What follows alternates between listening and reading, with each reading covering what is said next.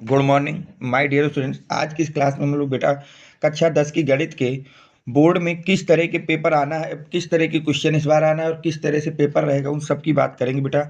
ये जो भी मैं क्वेश्चन इसमें बताऊंगा, इसमें आपको टोटल में 35 ऑब्जेक्टिव क्वेश्चन बताऊंगा बेटा। कितने? 35। अगर आप इन 35 बहुविकल्पी क्वेश्चनों को कर ले रहे हैं तो बोर्ड में कोई भी क्वेश्चन इससे बाहर आपसे नहीं पूछा जाएगा। इसमें सारे के सारे मैंने इंपॉर्टेंट क्वेश्चन आपके लिए रखे हैं बेटा। अब हम बात करते हैं पहले क्वेश्चन की। पहला क्वेश्चन कह रहा है समीकरण 5x² - 3x + 2 = 0 के मूलों का योगफल होगा। किसका बेटा? मूलों का योगफल होगा। तो देखिए, जो मूलों का योगफल होता है बेटा, तो मूलों का योगफल होता है, मूलों का योगफल, मूलों का योगफल सूत्र जरूर लिखते जाना जो जो मैं बता रहा हूँ इस वीडियो में। मूलों का योगफल होता है -x का गुणांक डिवाइड बाई x² का गुणांक। ये आपका मूलों का योगफल होता है बेटा। मूलों का योगफल किसके बराबर होता है? यक्स का गुणांक माइनस एक्स स्क्वायर का गुणांक। तो माइनस लगा दिया, यक्स का गुणांक कितना है बेटा? -3। तो यहाँ लिख दिया -3 और यक्स स्क्वायर गुणा कितना है? 5। तो माइनस माइनस क्या हो जाएगा बेटा? प्लस। तो 3/5 कितना आ जाएगा आंसर बेटा? 3/5। तो ऑप्शन नंबर हमारा ए करेक्ट हो जाएगा। पहले का कौन सा ऑप्शन करेक्ट हो जाएगा बेटा? ए ऑप्शन हमारा जो है वो करेक्ट हो जाएगा। अब हम चलते हैं नेक्स्ट क्वेश्चन पर। नेक्स्ट क्वेश्चन क्या कह रहा है उसकी बात कर लेते हैं। अगला अगला कह रहा है बेटा कि ax + by + c = 0 जबकि ए बी सी वास्तविक संख्याएं, जो ए बी सी है वो कैसी संख्याएं बेटा? वास्तविक संख्याएं हैं, को दो भागों चरों यक्स तथा वाई का रैखिक समीकरण कहा जाता है। इसको हम कह रहे हैं कि ये यक्स वाई का रैखिक समीकरण। तो उसमें कंडीशन कौन सी लगेगी? ए बराबर नहीं होना चाहिए बी के, या ए स्क्वायर बराबर होना चाहिए बी स्क्वायर के, ए स्क्वायर + बी स्क्वायर 0 होना चाहिए, या फिर ए स्क्वायर + बी स्क्वायर 0 नहीं होना चाहिए। तो याद रखना बेटा, ये लर्निंग क्वेश्चन है कि अगर इसको रैखिक समीकरण बनना है तो ए स्क्वायर + बी स्क्वायर का योगफल कभी भी 0 नहीं होना चाहिए। तो दूसरे का आपका बी ऑप्शन करेक्ट हो जाए, डी ऑप्शन करेक्ट हो जाएगा। अब हम चलते हैं क्वेश्चन नंबर 3 में। क्वेश्चन नंबर 3 कह रहा है बेटा कि दो रेखाओं का योगफल 8 है तथा उनका अंतर 2 है, तो संख्याएं होंगी। तो देखिए, दो रेखाएं दी गई हैं। मान लेते हैं कि एक रेखा है बेटा, एक संख्या है यक्स और एक संख्या है वाई। मान लिया दो संख्या ये है। अब बोला है कि इनका योगफल है 8, यानी कि जब हम लोग यक्स + वाई लिखते हैं तो 8 आ रहा है, और इनका अंतर है 2। तो मान लिया x - वाई किया तो अंतर आ गया 2। ये हो गया बेटा। अब यहाँ से यक्स वाई की वैल्यू निकाल लेते हैं। तो इनको दोनों को जोड़ दी तो वाई से वाई कट जाएगा, तो 2x = आ जाएगा 10। तो यक्स इक्वल टू कितना आ जाएगा? 5। अब यक्स का मान चाहे इसमें लिख दो चाहे इसमें लिख दो, इसको समीकरण नंबर 1, इसको समीकरण नंबर 2 मान लो। तो लिख देंगे यक्स का मान समीकरण 1 में रखने पर, और जैसे ही 1 में रखोगे तो 5 रख दोगे तो हो जाएगा 5 + वाई बराबर 8। 5 को उधर ले जाएंगे तो वाई बराबर 8 - 5। तो वाई की वैल्यू हमारे पास निकल के आ जाएगी बेटा 3। वाई की वैल्यू निकल के कितनी आ जाएगी बेटा? 3 आ जाएगी। तो 5 और 3 होनी चाहिए। कहाँ है? कोई आंसर है? 5 3, हाँ, बी ऑप्शन। तो हमारा बी ऑप्शन यहाँ पे करेक्ट हो जाएगा तीसरे सवाल का। अब हम चलते हैं क्वेश्चन नंबर 4 में। किसमें चलते हैं बेटा? क्वेश्चन नंबर 4 में, कि 4 क्या कह रहा है उसकी बात कर लेते हैं। देखिए, बी नंबर कह रहा है कि 148 का सरलतम रूप ज्ञात कीजिए। 148 का तुमको क्या ज्ञात करना है बेटा? सरलतम रूप ज्ञात करना है। तो ध्यान से देखिए, सरलतम रूप का कभी भी सवाल आए तो आपको गुणनफल खंड कर देना है। सबसे पहले क्या कर देना है बेटा? गुणनफल। जैसे गुणनखंड करोगे तो 148 को लिख सकते हो बेटा, इसका 2 से काटोगे तो 7 4, फिर 2 से काटोगे तो आ जाएगा बेटा 37, और 37 तो 37 आएगा। तो 148 के अगर हम गुणनफल की बात करें तो आ गया 2 × 2 × 37। ठीक है। अब अगर इसी तरह हम लोग बात करें 185 की, तो 185 को अगर आप 5 से काट दोगे, सीधे किससे काट दोगे? 5 से, तो आ जाएगा बेटा 5 पंडा 5 से टिपट, और 37 से काट दोगे 1, यानी कि 185 को आप लिख सकते हो 5 × 37। तो जो लिखा है, अब देखो दोनों को भाग दिया है उसने, 148 भागे 185 किया है तो हमने भी भाग दे दिया। तो दो कटेगा नहीं, 37 से 37 कट जाएगा। तो अब ऊपर बचेगा आपके पास 4 और नीचे बचेगा 5। तो सरलतम रूप क्या हो जाएगा? 4/5। तो ऑप्शन नंबर कौन सा बेटा? बी ऑप्शन हमारा करेक्ट हो जाएगा। अब हम चलते हैं नेक्स्ट क्वेश्चन पे, कि अगला क्वेश्चन हमसे क्या कह रहा है उसको पढ़ते हैं। क्वेश्चन नंबर 5 बोला गया है बेटा, किसी धनात्मक पूर्णांक p के लिए प्रत्येक धनात्मक विषम पूर्णांक का रूप होता है। कोई धनात्मक पूर्णांक p है, अब हमको उसका क्या करना है बेटा, विषम पूर्णांक निकालना है। तो विषम पूर्णांक क्या होता है बेटा, हमेशा याद रखना, धनात्मक पूर्णांक के डबल से एक ज्यादा होता है। तो इसका डबल हो गया 2p, इससे एक ज्यादा, तो ऑप्शन नंबर डी आपका करेक्ट हो जाएगा। ऑप्शन कौन सा करेक्ट हो जाएगा बेटा, डी आपका करेक्ट हो जाएगा। नेक्स्ट क्वेश्चन, क्वेश्चन नंबर 6 को ध्यान से देखिए क्या कह रहा है। क्वेश्चन नंबर 6 कह रहा है के किस मान के लिए रैखिक समीकरण युग्म इतने तथा इतने के अनेक हल होंगे। अनेक हल की कंडीशन क्या होती है कि a1/a2 बराबर होना चाहिए b1/b2 बराबर होना चाहिए c1/c2 के। तो देखो a1 है k, a2 है 1, तो ये हो जाएगा k/1, b1 है आपके पास 1 और b2 भी है k, तो ये हो जाएगा। और जो आपका C1 है इसको इधर ले आएंगे तो हो जाएगा माइनस का k² और इधर हो जाएगा C2 माइनस का 1। तो अब आपको बताना है के अनेक हल हैं। तो अब अनेक हल कौन कौन से, तो किन्हीं भी दो को आपस में बराबर कर देना है। तो मान लो इन दोनों को कर रहे हो, तो इधर के को ले जाओ तो k² = 1, तो k = आ जाएगा प्लस माइनस का 1। तो यहाँ से k की वैल्यू आ गई प्लस माइनस का 1, तो ऑप्शन नंबर आपका ए करेक्ट हो जाएगा। ऑप्शन नंबर कौन सा करेक्ट हो जाएगा बेटा, ए करेक्ट हो जाएगा। अब हम चलते हैं नेक्स्ट क्वेश्चन पे कि अगला क्वेश्चन क्या कर रहा है। क्वेश्चन नंबर 7 की बात कर लेते हैं। क्वेश्चन नंबर 7 को ध्यान से देखिए क्या कह रहा है। क्वेश्चन नंबर 7 कह रहा है यदि द्विघात समीकरण 3x² - 6x प्लस k = 0 के मूल समान हो तो k का मान, अगर मूल समान है तो d = कितना होगा, 0 बेटा। d क्या होता है, b² माइनस का 4ac। b किसको कहते हैं, b कहते हैं x के गुणांक को, तो वहां पे लिख देंगे -6 का स्क्वायर माइनस 4, a की जगह रख देंगे 3 और c की जगह रख देंगे k बराबर 0। ये इक्वेशन बनेगी। 6 का स्क्वायर खोलोगे तो 36 - 12 इंटू k = 0। 36 को दूसरे तरफ भेज दोगे तो ये हो जाएगा बेटा -12 के इक्वल टू -36, माइनस से माइनस कट जाएगा, तो के इक्वल टू 36/12। और जैसे ही 12 से भाग दे दोगे बेटा तो के की वैल्यू आ जाएगी 3।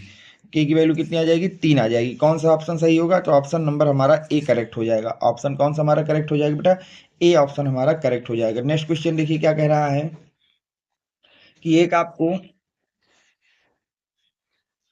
समांतर श्रेणी दी गई है। एक आपको क्या दी गई बेटा, समांतर श्रेणी। आपसे पूछा जा रहा है कि उसका सर्वांतर क्या होगा। तो समांतर श्रेणी में प्रथम पद क्या है बेटा, 3 है और द्वितीय पद a2 है 1, और सर्वांतर d इक्वल टू क्या होता है, द्वितीय पद माइनस प्रथम पद, तो 1 - 3, तो आ जाएगा -2। ऑप्शन नंबर बी आपका करेक्ट हो जाएगा। कौन सा ऑप्शन करेक्ट हो जाएगा बेटा, बी ऑप्शन जो है वो आपका करेक्ट हो जाएगा।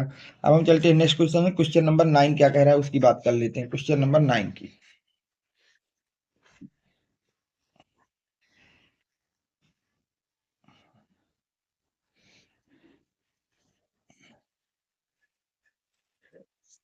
ध्यान से देखिए बेटा। क्वेश्चन नंबर 9 की अगर हम बात करें तो दिए चित्र में ट्रायंगल एबीसी का आधार बीसी को समांतर रेखा पी क्यू खींचा गया है। जो है बीसी के समांतर एक रेखा पी क्यू खींची गई। यदि पी क्यू तथा बीसी का अनुपात 1:3 है तो एपी और बीपी का अनुपात बताना है आपको कितना होगा। तो ध्यान से देखें, एक ट्रायंगल हो गया ये बेटा एबीसी, ए बी सी।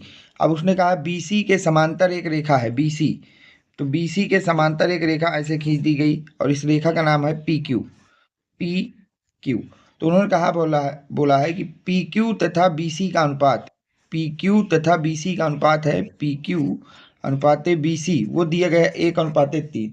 तो आपसे कहा गया है कि आप हमको बता दीजिए कि एपी और बीपी का अनुपात कितना होगा, ये सवाल है। एपी कौन सा हो जाएगा, एपी ये हो जाएगा, और बीपी कौन सा हो जाएगा, पीबी, पीबी, एपी और पीबी। ओके, तो इस पी को यहाँ पे मान लीजिए, पी को यहाँ मानिए और क्यू को यहाँ मान लीजिए, अब बन जाएगा। तो एपी और पीबी का अनुपात पूछा है, जबकि हमको पी क्यू ये वाला अनुपात और बीसी इसका अनुपात दिया है कि 1:3 है। तो आपको पता है बेटा कि अगर आपको ये अनुपात पूछा है, ये अनुपात हमेशा क्या होता है, 1:2 होता है बेटा। कितना होता है बेटा, 1:2 होता है, इसको याद रखना। ये 1:2 में काटता है, तो ऑप्शन नंबर ए आपका करेक्ट हो जाएगा। नेक्स्ट क्वेश्चन देखिए क्या कह रहा है। दो बिंदु दिए गए हैं 5,0 और -12,0 के बीच का दूरी पूछ रहा है। के बीच की क्या पूछ रहा है बेटा, दूरी पूछ रहा है। तो ध्यान से देखिए बेटा, एक बिंदु है 5,0 और एक बिंदु दिया गया है बेटा आपको -12,0। बीच की दूरी पूछ रहा है। इसको मान लीजिए x1, इसको मान लीजिए y1, इसको मान लीजिए x2 और इसको मान लीजिए y2। तो दूरी का सूत्र लगा दी। दूरी का सूत्र क्या होता है, रूट के अंदर x1 - x2 का square plus y1 minus y2 का स्क्वायर, ये होता है बेटा दूरी का सूत्र।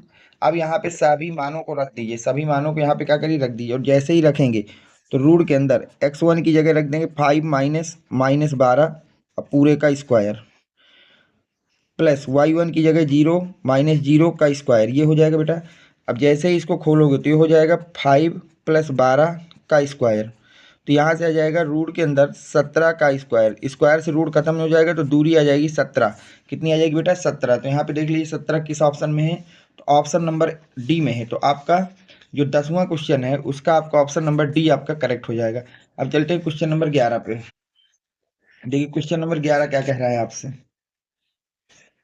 क्वेश्चन नंबर 11 कह रहा है बेटा कि आपके पास है 2 tan 30 degree divide by 1 plus tan square 30 degree, आपको इसका मान बताना है कितना होगा। तो आपको पता है बेटा ये किसका फार्मूला लिखा है, tan 2 थीटा का लिखा है, तो tan 2 थीटा की जगह है 30 डिग्री, तो यहाँ पे रख देंगे बेटा 30 डिग्री, तो इसका मान आ जाएगा tan 60 डिग्री, कितना आ जाएगा बेटा tan 60 डिग्री।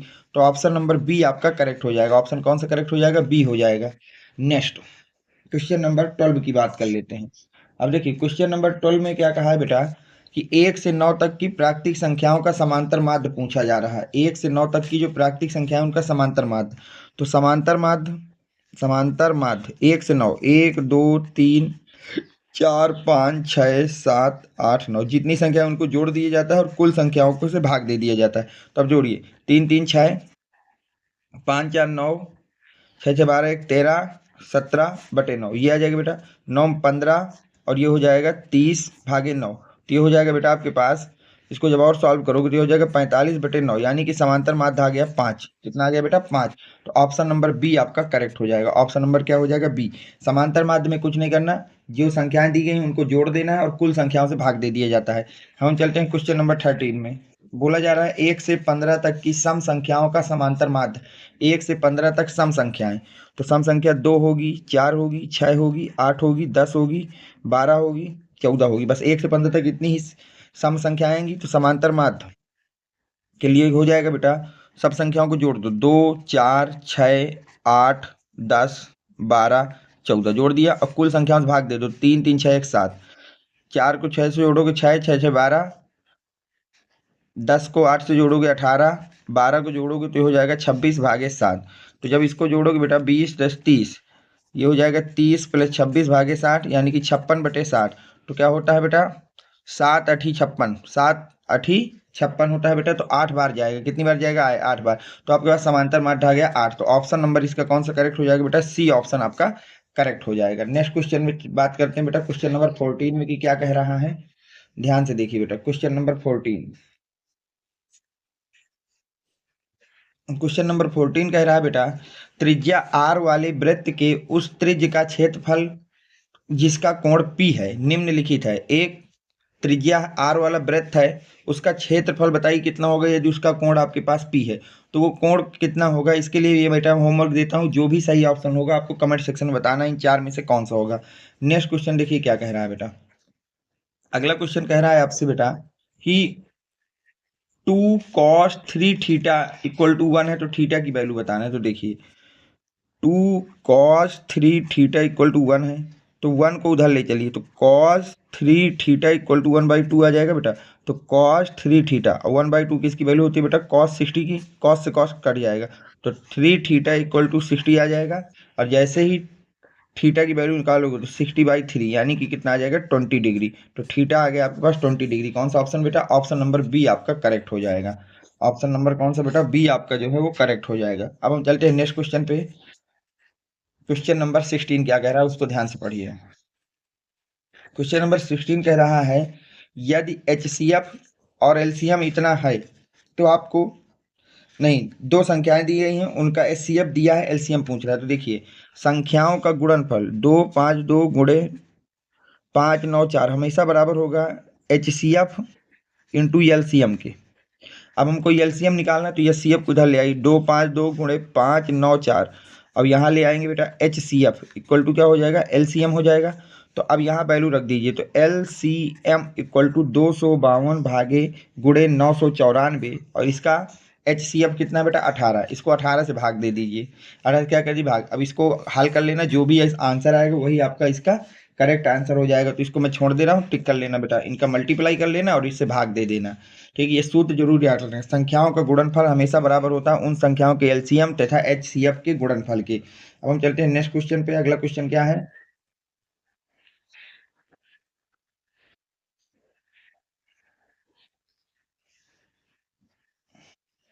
देखिए, अगला क्वेश्चन कह रहा है 15, 18, 24 का एलसीएम होगा। अब आपको एलसीएम निकालना है। क्या निकालना है बेटा? एलसीएम। तो ध्यान से देखिए, एलसीएम। तो ये हो गया बेटा 15, ये हो गया 18, ये हो गया 24। इनका एलसीएम निकालना है तो डिवाइड करिए, 2 से काटेंगे तो आ जाएगा 15, 9, 12। फिर इसको 2 से काटोगे तो 15, 9, 6। फिर इसको 2 से काटोगे तो 15, 9, 3। अब इसको 3 से काटिए बेटा, किससे काटिए? 3 से। और जैसे ही आप 3 से काटेंगे तो 5, 3, 1। 3 से काटिए 5, 1, 1, 5 से काट दीजिए। तो इनका एलसीएम की अगर बात करूँ, एलसीएम वो भी किसका किसका बेटा? 15, 18 और 24 का। तो वो आ जाएगा बेटा 2 × 2 × 2 × 3 × 3 × 5। इसको सही से लिख दें तो 2 की गुणे पावर 3 और 3 की पावर 2 × 5, ये आपका एलसीएम हो जाएगा। ठीक, अब इसको अगर आप सही से मल्टीप्लाई कर लेते हैं बेटा तो ये हो जाएगा 8, ये हो जाएगा 9 और ये हो जाएगा 5। ठीक, तो ये हो जाएगा 8। ये 9 पना कितना होता है बेटा? 45। अब 45 का गुणा इससे करोगे तो 9 चौको 27, 9 चौको होता है बेटा 36। तो आपका जो एलसीएम है वो आ जाएगा 360। ऑप्शन नंबर डी करेक्ट हो जाएगा। ऑप्शन नंबर कौन सा करेक्ट हो जाएगा बेटा? डी करेक्ट हो जाएगा। नेक्स्ट क्वेश्चन बेटा, बोला जा रहा है एक द्विघात बहुपद जिसके शून्यांक 5 और -3 हैं। आपको बताना इनमें से किसका जो शून्यांक है वो 5 और -3 होगा। तो ध्यान से देखें बेटा, 5 और -3 कैसे होगा? शून्यांक, इसको 3 को यहाँ रख, 5 को रखिए बेटा, जिसमें ये 0 हो जाएगा वही आपका द्विपद होगा। तो 5 रखोगे तो 5 × 25, 5 दूनी 10, 10 और 25 हो जाएगा बेटा कितना? 35। 0 नहीं होगा, इसमें रखिए 5 × 50 25, 5 दूनी 10। तो ये हो जाएगा -10, ये हो जाएगा 25, ये भी नहीं शून्य होगा, इसमें आ जाइए। एक्स स्क्वायर का हो जाएगा 5 के स्क्वायर यानी कि 25 -2, और यहाँ पे एक्स की जगह 5 होगा तो -10। तो -10 -15 हो जाएंगे -25 और प्लस का 25। तो सी वाले में जैसे ही रखोगे तो आपका पता चल जाएगा कि ये शून्यांक 5 है। 3 को भी इसी तरह चेक कर लेना बेटा। अब हम चलते हैं नेक्स्ट क्वेश्चन पे। क्वेश्चन नंबर 3 कह रहा है कि एक किनारे पर नुकीली बनाई गई एक बेलनाकार पेंसिल निम्न का संयोजन है। एक किनारे पर एक नुकीली नुकीली बनाई गई जो पेंसिल होता है वो किसका आकार होता है? एक शंकु और एक बेलन का, शंकु का, छिन्नक एवं बेलन का, एक अर्धगोला और बेलन का, दो बेलन का। तो देखिए, अगर पेंसिल को हमने किनारे में छील दिया, ध्यान से देखिए बेटा, तो वो कुछ इस तरह का शेप ले लेती है। सही है, तो ये क्या है बेटा? एक शंकु है और एक बेलन है, एक शंकु है एक बेलन। तो ऑप्शन नंबर ए करेक्ट हो जाएगा। तीसरा क्या? तीसरे कौन सा ऑप्शन करेक्ट हो जाएगा बेटा? ए ऑप्शन आपका जो है वो करेक्ट हो जाएगा। अब हम चलते हैं क्वेश्चन नंबर 4 में। क्वेश्चन नंबर 4 क्या कह रहा है? देख, क्वेश्चन नंबर 4 कह रहा है कि बिंदुओं P -6, 8 से मूल बिंदु की दूरी बताना है। तो देखिए, तो बिंदु P दिया है आपके पास कितना बेटा? -6, 8 और मूल बिंदु मान लीजिए 0, 0 ही होते हैं। तो इसको x1 मान लीजिए, इसको y1 मान लीजिए, इसको x2 मान लीजिए, इसको y2 मान लीजिए। दूरी का सूत्र लगा दीजिए बेटा, x1 - x2 यानी कि -6 - 0 का स्क्वायर प्लस y1 - y2 यानी कि 0 - 0 का स्क्वायर। तो d इक्वल टू रूट के अंदर कितना हो जाएगा? 36 का स्क्वायर या 6 का स्क्वायर। तो डी की वैल्यू आ जाएगी 6। डी की वैल्यू कितनी आ जाएगी बेटा? 6। तो ऑप्शन नंबर आपका डी करेक्ट हो जाएगा। अब हम चलते हैं नेक्स्ट क्वेश्चन पे। अगला क्वेश्चन कह रहा है बेटा कि यदि 1/x² - 2 1/7 के इक्वल है तो यक्स का मान बताइए कितना होगा? तो 1/x² - 2 जो है 1/7 के इक्वल है। तो यहाँ पे कैंडी गुणा कर दी, 7 = x² - 2, 2 को इधर ले आई, 9 = x² बेटा। तो x इक्वल टू हो जाएगा +-3। तो ऑप्शन नंबर आपका बी करेक्ट हो जाएगा। नेक्स्ट क्वेश्चन की बात करते हैं बेटा। क्वेश्चन नंबर 6 क्या कह रहा है उसकी बात करिए।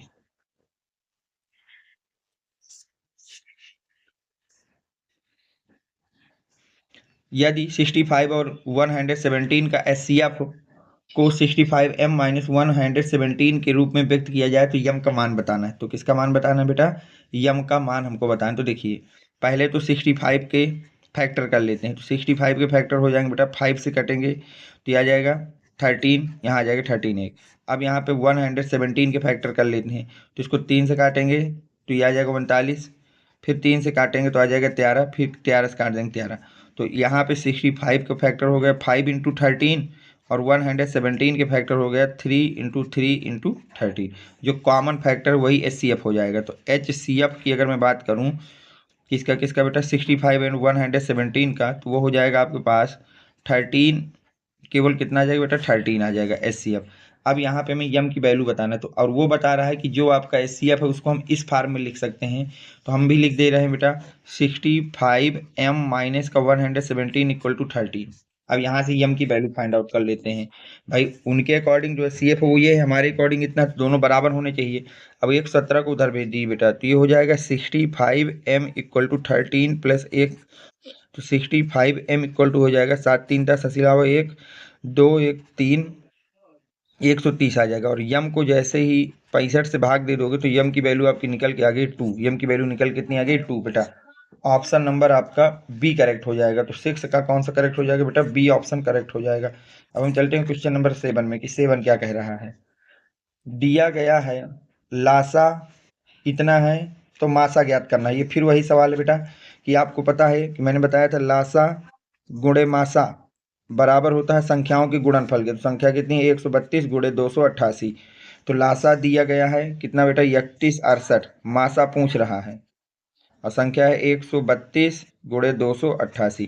तो मासा बराबर आ जाएगा आपके पास 132 गुणे 288 भागे 6168। अब इसको कर लेना बेटा, कौन सा इसका ऑप्शन होगा। देखिए मैं डायरेक्ट बता रहा हूँ, जब आप इसको सॉल्व करेंगे तो डी ऑप्शन आएगा बेटा, 12 आंसर आ जाएगा। सॉल्व करके देख लेना, अगर इसके बाद कोई डाउट हो तो कमेंट सेक्शन में आप पूछ लेना बेटा। अब हम चलते हैं नेक्स्ट क्वेश्चन पे।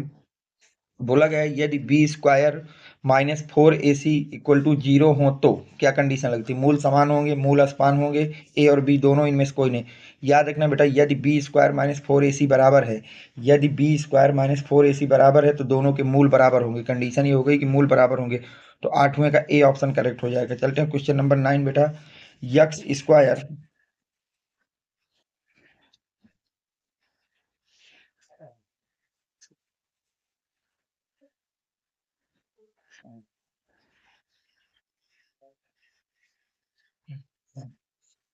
अब देखिए बेटा अगला क्वेश्चन कह रहा है x square minus 4 one equal to 9 को हल करना है। तो ध्यान समझिए बेटा, x square minus divide by 4 equal to 9 को हल करना है। तो कड़ी गुणा कर देंगे तो x square equal to 9 into 4 हो जाएगा बेटा। तो यक्स स्क्वायर इक्वल टू हो जाएगा 36, तो यक्स की वैल्यू आ जाएगी प्लस माइनस के 6।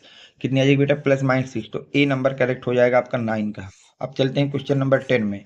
क्वेश्चन नंबर 10 क्या कह रहा है बेटा, ये क्वेश्चन अभी मैं पीछे करा के आया हूँ तो दोबारा नहीं करा रहा हूँ। चलते हैं नेक्स्ट क्वेश्चन पे बेटा। क्वेश्चन नंबर 11 क्या कहता है उसकी बात कर लेते हैं।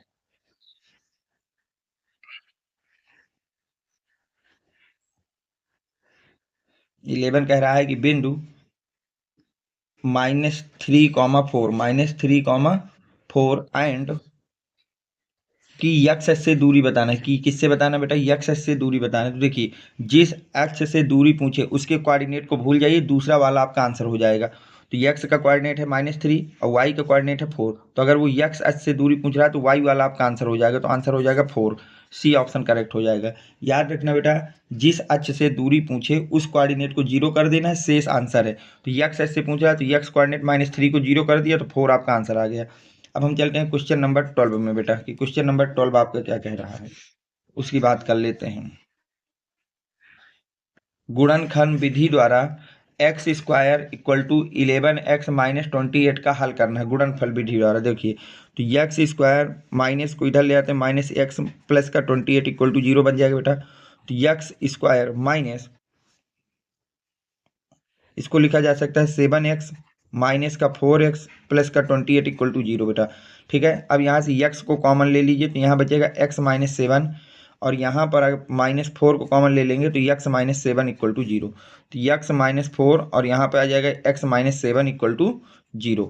अब x की वैल्यू आ गई, या तो 4 होगी या तो कितनी होगी बेटा 7 होगी। तो देख लीजिए कौन सा ऑप्शन है, 4 और 7 होने चाहिए। तो ऑप्शन नंबर ए आपका करेक्ट हो जाएगा। अब हम चलते हैं क्वेश्चन नंबर 13 में। क्वेश्चन नंबर 13 कह रहा है समीकरण 3x square minus 4x minus के इक्वल टू 0 का विभक्तीकरण 88 है तो के का मान बताना है। तो किसका मान बताना बेटा, के का मान बताना। तो देखिए विभक्तिकरण क्या होता है, विभक्तिकरण होता है D equal to B square minus का 4ac। बी की वैल्यू कितनी है बेटा, माइनस का 4 स्क्वायर माइनस का 4, ए की वैल्यू 3 है और के की वैल्यू है, सी की वैल्यू है माइनस का के। ठीक है, ये हो जाएगा। और उसने बोला ये कितना 88 है, तो 88 इक्वल टू -4 का जब मल्टीप्लाई करोगे, -4 का स्क्वायर करोगे तो हो जाएगा 16 -12, और ये माइनस इसको प्लस के कर देगा, 16 को इधर ले आइए, 88 माइनस 16 इक्वल टू 12 के। तो जैसे ही आप यहाँ से इसको सब्ट्रैक्ट करेंगे तो ये बचेगा बेटा आपके पास 72 इक्वल टू 12 के। तो के इक्वल टू आ जाएगा 72/12, 72/12। तो इसको जब डिवाइड करोगे बेटा तो ये आ जाएगा 6। तो के की वैल्यू आ गई बेटा 6, के की वैल्यू कितनी आ गई मेरे पास, 6 आ गई। तो ऑप्शन नंबर आपका कौन सा हो जाएगा बेटा, सी ऑप्शन आपका करेक्ट हो जाएगा। अब हम चलते हैं क्वेश्चन नंबर 14 पे।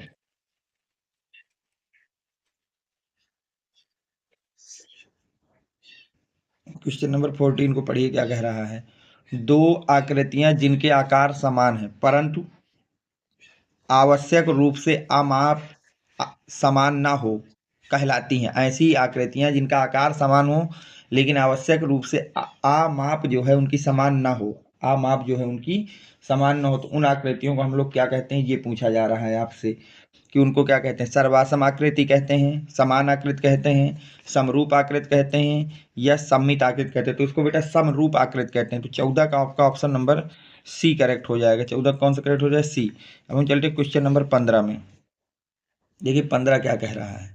15 आपसे कह रहा है कि 1 से 10 तक की सम संख्याओं का समांतर माध्य बताइए। 1 से 10 तक की सम संख्याएं कौन कौन सी होती हैं, 2, 4, 6, 8, 10। 1 से 10 तक तो ये हो जाएंगे बेटा। अब इनका समांतर माध्य बताना है। समांतर माध्य तो क्या होता है, सभी संख्याओं को जोड़ देना है और जितनी संख्या है उससे भाग दे देना। 5 संख्याएं भाग दे दिया, जब जोड़ोगे बेटा तो ये हो जाएगा 12, 12 8 20 10 30, तो 30/5। तो जब 5 से भाग दोगे 6, तो समांतर माध्य आ जाएगा 6। तो ऑप्शन नंबर सी आपका करेक्ट हो जाएगा। क्वेश्चन नंबर 16 पढ़िए क्या कह रहा है। यदि एक समांतर श्रेणी का सर्वांतर है -4 तथा 10वां पद है -8, तो श्रेणी का प्रथम पद क्या होगा। तो देखिए श्रेणी का 10वां पद T10 इक्वल टू हो जाएगा a प्लस 9d। तो T10 कितना दिया है, -8, तो यहाँ लिख दिया -8। प्रथम पद होता है a, उसको पता करना है, 9 इंटू डी का मान दिया है -4, तो यहाँ लिख दिया बेटा -4। तो -8 इक्वल टू a माइनस का 36, a को इधर ले, -8 प्लस का 36 इक्वल टू a। तो यहाँ से a की वैल्यू आ गई आपके पास 28। ए की वैल्यू कितनी आ गई बेटा 28। तो जिसका प्रथम पद कितना हो जाएगा 28। तो ऑप्शन नंबर सी हमारा करेक्ट हो जाएगा। हम चलते हैं क्वेश्चन नंबर 17 पे।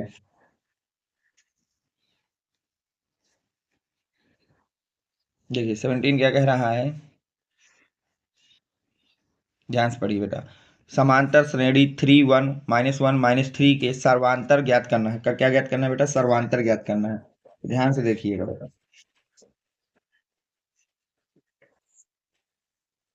सर्वांतर क्या होता है, प्रथम पद हो गया बेटा a1 हो गया 3, a2 हो गया 1। सर्वांतर क्या होता है, a2 माइनस a1। तो आप रखेंगे 1 - 3 तो आ जाएगा -2। तो ऑप्शन नंबर कौन सा बेटा, सी करेक्ट हो जाएगा। 17 का ऑप्शन नंबर कौन सा करेक्ट हो जाएगा, सी करेक्ट हो जाएगा। चलते हैं बेटा क्वेश्चन नंबर 18 में क्या कह रहा है।